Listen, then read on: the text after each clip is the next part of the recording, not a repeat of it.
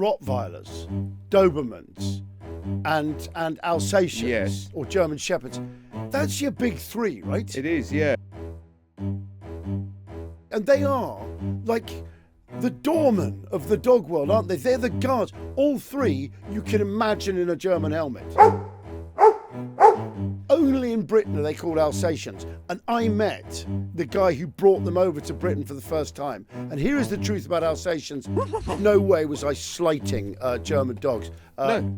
I was just saying it's odd. Yeah. Big three, and they're all from Germany. Yeah. But it's strange, isn't it? I know. This is a global production.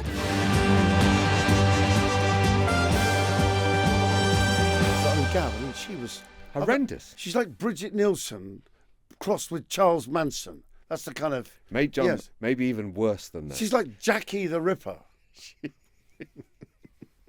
That's it. She's like... Sorry, we were just discussing... Elizabeth Bathory. Elizabeth Bathory in... Last Wednesday's legend, yeah. Last Wednesday's... or is it Sunday? No, Wednesday. Last Wednesday's Bloomin Legend. Still can't get my head around that. I'm Johnny Vaughan. I'm Gavin Woods. And this is Bloomin Legends, the extra legendary bit, a supplement for Bloomin Legends, the podcast, which includes your legendary anecdotes. Gav, they are granddads, dads, aunts, grannies, some guy you met in a pub, some bloke on a stag night, some lady on a hen night. A total stranger. Something that happened to you. That was great, Gav, that total strange. That was really good. Nice little difference. No, I told you it was, Gav. It was new energy, new subject. Yeah. A total stranger. Marvellous. Right, Gav, do you want to blaze away with Chris from Sheffield? Chris writes to us, he says, "Gentlemen, Correct opening. firstly, great job with Bloomin Legends. It saved my sanity on many an occasion during my daily 40-minute commute." Why is everyone's commute a podcast long? They just are, aren't Well, they? yeah. Well, but you do. You tend to try and keep it down under an hour, Yes, don't you? yeah, right. Unless you're flying yourself. Yeah. Anyway, Gav, go on. Yes. So Chris says, that's on a good day when traffic's favourable. A few years ago, we had a Doberman who was truly a good dog. And there's a weird thing, Gav, is that I often contemplate this about a nation's sort of stereotype, how it's reflected in dogs. Now, you look at how many breeds we've got in this country that are all around the world and that are quirky. I obviously have English Bulldogs, or British Bulldogs as they're wrongly called, English Bulldogs, and they're seen as a mark of sort of purebred ferocity, when in actual fact they've got like 9 breeds of dog in them. They're fucking useless. Yeah. They are lazy. Heavy. Not that vicious. They've had all the fight bred out of them. Yeah. And actually, for the right reasons, they're more British than perhaps people think. Right. If you see what I mean. Yeah. They look a bit like heavy, but they're not anything to... I think dog breeding in Britain has got to be older than any other country. Right, Surely really, they'd be messing around with dog breeds. But look at our accents. You've only got to go one village over and the totally accents different. completely change. Yeah. Same with these dogs, millions of them. But what's weird is if you look at the real character of... And I'm not trying to be anti-Germany, I'm really not. But if you look at Rottweilers, Dobermans, and Alsatians, or German Shepherds, that's your big three, right? It is, yeah. That's your big three. And they are like the doorman of the dog world, aren't they? They're the guards. All three you can imagine in a German helmet. Apparently Dachshunds are also pretty aggressive. They are number one on attacking postmen. Really? That little fucker there, that's for going down... A Dax is a badger. Oh, is that right? They're for hunting badgers? For badgers. Wow. Right. That goes down a badger's set. Wow. Chases them out. Balls on them, Gav. There's no cuddly, friendly German dog breeds. No. Even the Schnauzers, the police there use And the them. Weimaraners. Yes. The Malinois, even the Belgian Malinois. Crazy dogs. But that's Belgian, Gav. Yeah, it's true. What's interesting, I don't know if I did this in a previous episode, but... Did I tell you about Alsatians in a previous episode of this? I don't know if I've heard you tell, but just I'm to not remind sure. you, Yeah, go on. Only in Britain are they called Alsatians. And I met the guy who brought them over to Britain for the first time. And here is the truth about Alsatians. I think I said it on a previous podcast. Go on. But the truth about Alsatians is, I saw this beautiful Alsatian without the caved-in back legs. Yes. And which has become a real breed standard that's ruined Alsatians. Yeah. The collapsed back legs. But Yeah. they're called Alsatians. This guy's great-great-granddad was so impressed with them in World War I, he brought them back to Britain, Right. which is the first time German Shepherds have been there. Yes. He tried to sell them because he was impressed by And them. called them German Shepherds, did he? Couldn't sell anything after World War One that was German. Right. So he called them Alsatians because of Alsace, Yeah, Alsace, which Lorraine, had been in yeah. Germany and was then ceded to France. Yes. So it was seen as being French Right. and actually a dog he of victory. de-Germanified Right. them completely. But only in Britain is it an Alsatian. Everywhere else they are German Shepherds, and it's yes. a complete myth because they're not particularly from the fields of Alsace. No, he just found a way. Yeah, he just found a way of to doing call it that. So there we go. Wow. Anyway, back to this Doberman. Anyway, so Chris says, a few years ago we had a Doberman who truly was a good dog, the best status to which any dog can aspire. For the next 2 years, she was a hands-on full nightmare, with every family member at one time or another exclaiming, "Why did we get that damn dog? We should have spent the money on a new PC or a holiday." Right. Then, on her second birthday, she woke up and just got it. Got everything. She knew how to behave and what was expected, and overnight turned into a good dog. She liked her creature comforts, always wanted to be warm. When we put her bed in a convenient place for us, she would drag it next to the radiator. She refused point blank to go out in the rain.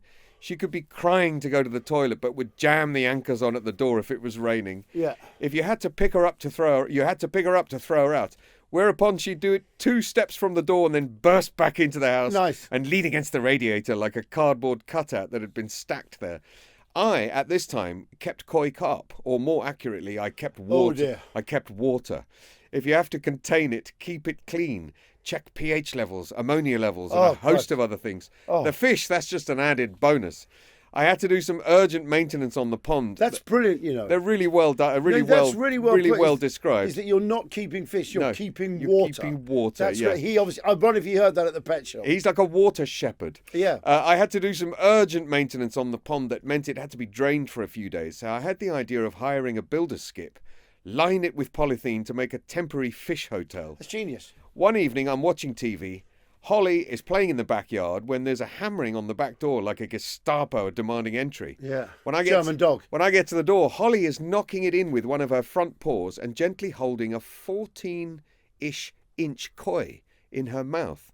She then runs straight to the skip and releases it into my hands. Oh, wow. To put back in the water, where it swam off and joined its mates and lived on for years, never again attempting to leap for freedom. Legendary Doberman, you be the judge.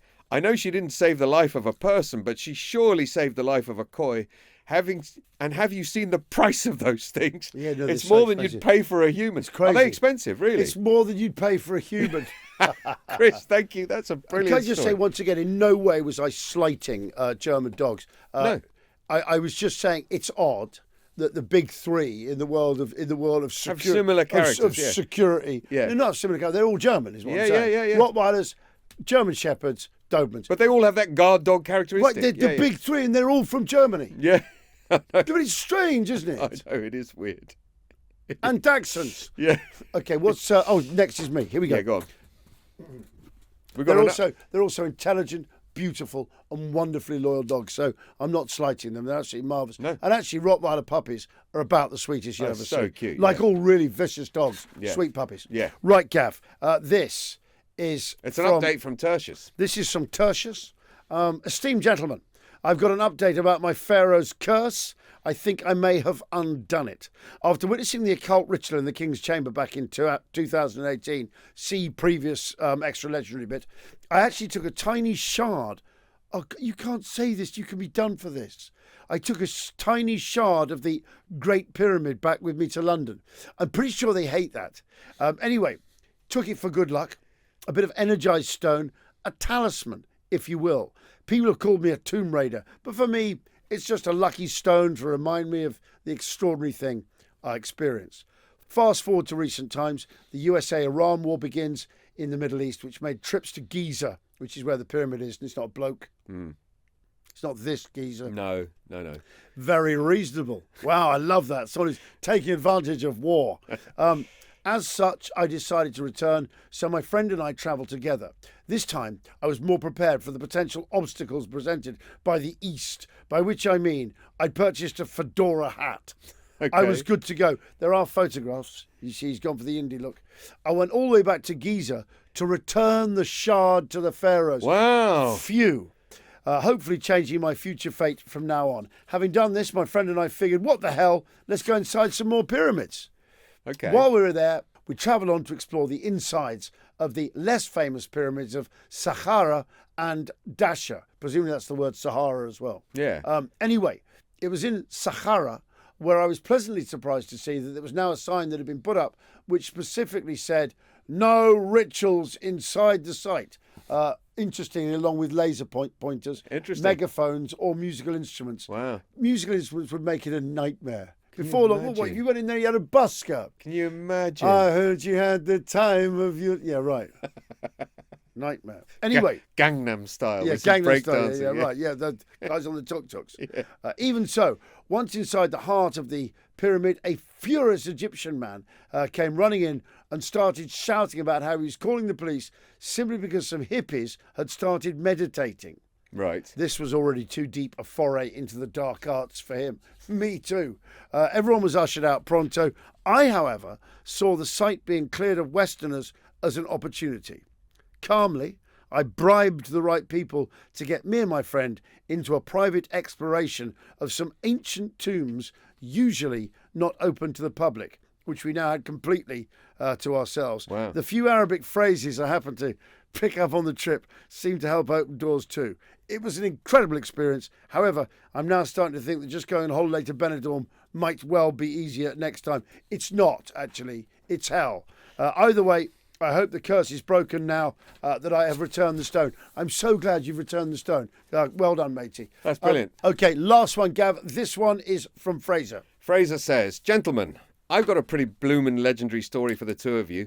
The only problem is I'm still not sure whether it belongs in the bloomin' legendary category or the bloomin' idiocy category. We'll be the judge of that. I grew up in Sydney's inner west, in a beautiful little suburb called Rozelle. As teenagers, my mates and I had a strict financial policy. Under absolutely no circumstances were we paying for public transport or taxis. Unfortunately, we also had an unhealthy obsession with attending park piss-ups that always seems to be miles from home. Right. One night after one such gathering, one of my mates comes up with what he describes as a genius shortcut. Boys, why don't we strip off, put our clothes in a plastic bag and swim across Rozelle Bay? It'll save us half an hour. I would never go into any Australian water as a saving for anything. Is he insane? Unless there were shark nets and a guarantee of no salties. He goes, we can just cut straight across. Now, in fairness, the bay looked calm. Accordingly to the highly trained maritime experts that 4 drunk 17-year-old lads clearly we were. So off we went. 20 minutes later, there are 4 naked idiots dog paddling through pitch-black Sydney Harbour, clutching plastic bags over our heads. The water was filthy because it had bucketed down the day before.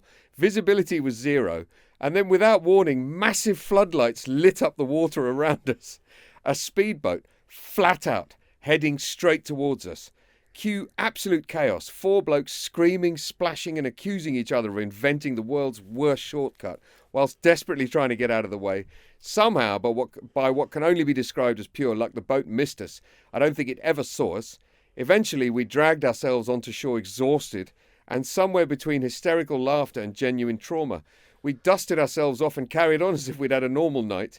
Less than 24 hours later, the news reported that a group of bull sharks had moved into Rozelle Bay after the heavy rain. They'd also attacked a woman cooling off near one of the piers. So not only had we nearly been cleaned up by a speedboat, we'd unknowingly spent 20 minutes swimming through shark-infested water. And to top it all off, and while we finally worked it out later, our 30-minute shortcut had actually taken about twice as long as catching the bus. Thanks for the podcast. I've listened to all episodes and look forward to it every week. Thank you very much. Fraser. That is the extra legendary bit for another week. Please remember, we are looking for your party pieces or your friends' party pieces. This is after we learnt of the party piece of one of the servants of Elizabeth Bathory. Elizabeth Bathory was to put oil on pieces of paper, shove them between servants' toes and set them on fire. Yeah. What a laugh. Medieval laughs. I bet they made them dance. Oh, yeah. Of course they did. Of course they did. Well, there was no telly. There was no telly. Bloomin Legends at global.com. Bloomin Legends at global.com. Keep them coming, please. We will see you for episode 77 of Bloomin Legends. This has been a global production.